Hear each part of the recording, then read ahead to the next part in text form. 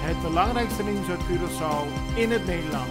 Access Journaal, vers van de pers.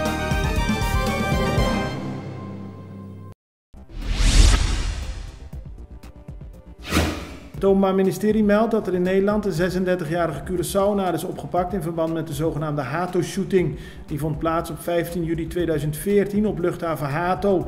Daarbij kwamen 2 mensen om en raakten 5 mensen gewond. Er zitten al 3 personen vast voor de Hato-shooting. Eentje voor 12 jaar, eentje voor 14 jaar en eentje voor 24 jaar. De man die nu opgepakt is, heeft de initialen JK. Onderwijsvakbond Doen heeft gisteren docenten opgeroepen zich te verzetten tegen nieuwe bezuinigingsplannen binnen het onderwijs. In het kader van de overeenkomst met Nederland wil de Curaçaose regering 12,5% van de onderwijssalarissen inkrimpen. Dat stelde Doen-voorzitter Mabea Filipa gisteren tijdens een persconferentie. Volgens haar is die bezuiniging in het onderwijs volkomen onterecht. Docenten hebben in de afgelopen periode al vaak moeten inleveren. Ze gaf gisteren aan dat Doen de docenten wil mobiliseren tegen deze geplande korting.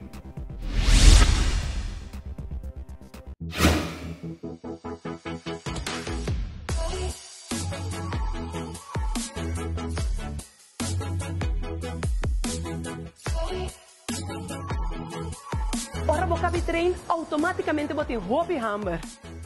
E se você gosta pão, escorre saber. Escorre Isafet. Tem hobby fibra. Do nabo energia beco para perder e tem proteína para regenerar o músculo não. Panaderia Isa, para o healthy lifestyle. In de Curaçaose rechtbank werden gisteren voor het eerst zaken behandeld tegen restauranteigenaren en eigenaren van Trucky Pangs die de coronaregels hebben overtreden.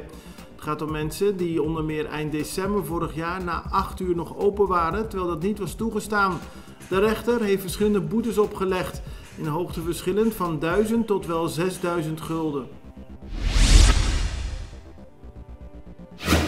Er is sprake van een conflict tussen de overheid en Celicor. En dat leidt ertoe dat Celicor per direct zich niet meer bezighoudt met het onderhoud van het rioleringssysteem op Curaçao. Het ministerie van Verkeer, Vervoer en Ruimtelijke Planning en Celicor zaten al lange tijd om tafel om tot een akkoord te komen, maar dat is niet gelukt. Volgens Celicor is het financieel niet meer verantwoordelijk voor de bedrijven om zich hiermee bezig te houden.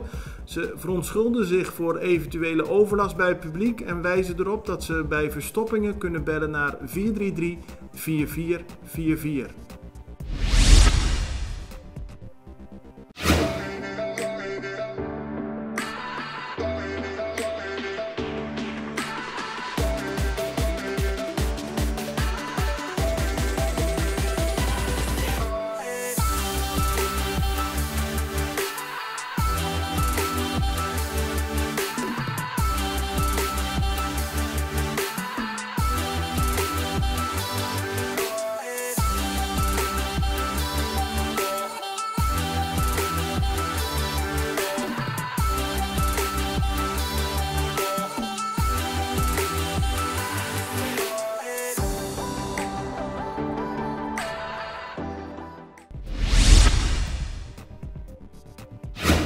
Het gemeenschappelijk hof van justitie heeft gisteren in hoger beroep bepaald dat de 10% korting op het AOW-pensioen en het schrappen van de jaarlijkse kerstuitkering voor niet-ingezetenen van Curaçao niet in alle gevallen is toegestaan.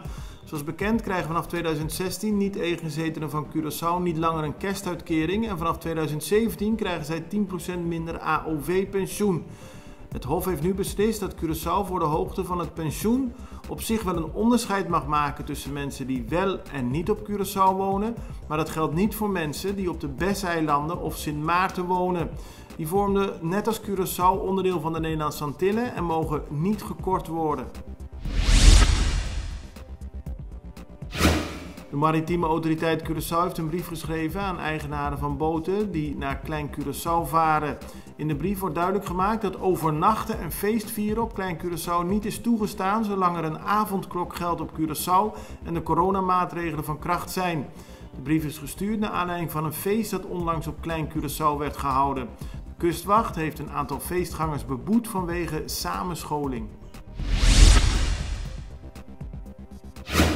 De De Major League Baseball gaat op 1 april weer van start, zo schrijft de Extra.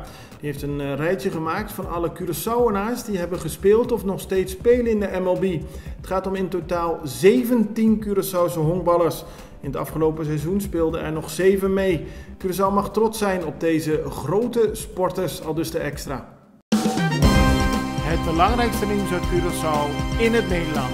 Extra Journaal, vers van de pers.